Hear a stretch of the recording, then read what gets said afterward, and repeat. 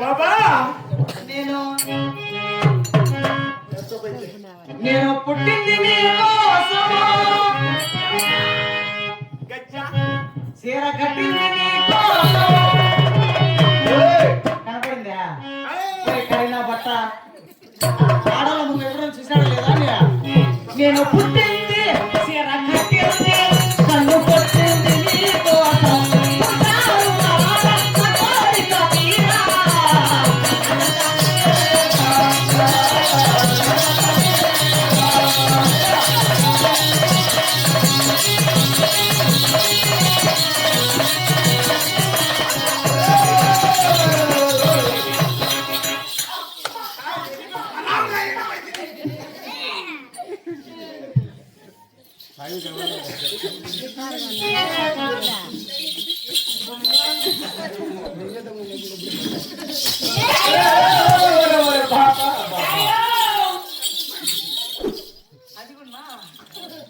నీకు కాదు నా బతుకమడల ముందు చాలా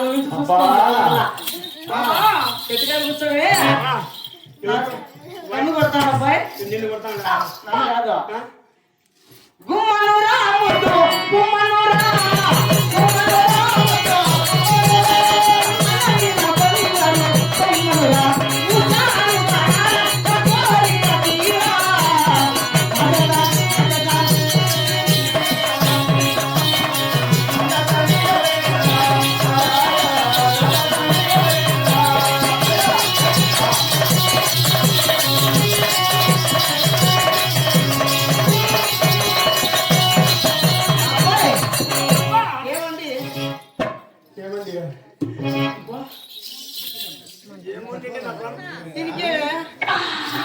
ఎప్పుడన్నా ఆడవాళ్ళ ముగ్గురు చూసినాడో లేదమ్మా మీరు?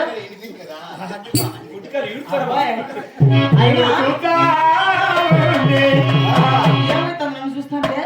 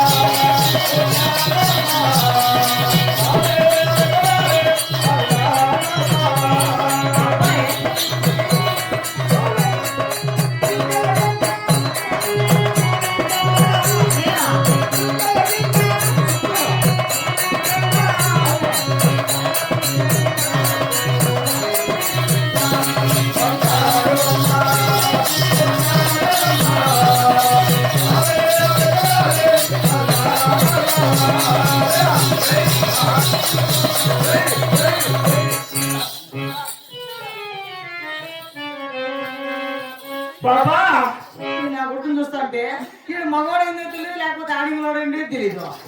కాదు నీలాంటి వాడే మా ఇంటి కూడా. మా ఇంటి కూడా ఇట్లే రకము. అవును, నాకు కూడా ఎంతమంది మొగులు తెలుసా? ఎంతమంది నీకు మొగుళ్ళు? నాకు కూడా 99 మంది మొగులు మారాలి.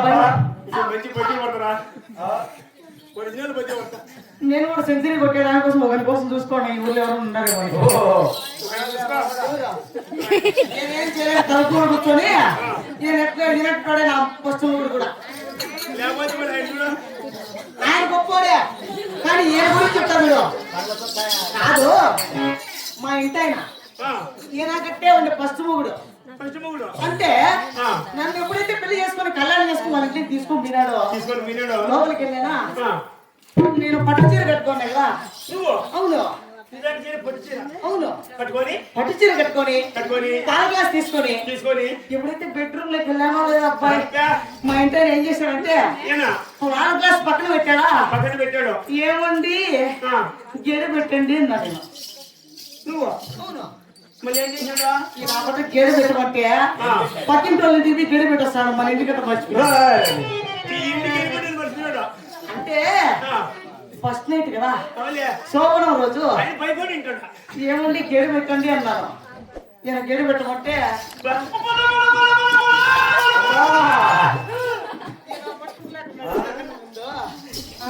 అబ్బాయి అయినా ఇంతమందిని చూస్తా ఉంటే అవునులే. నిన్ను చూస్తా ఉంటే నాకు కూడా ఎలా ఉందంటే బాబా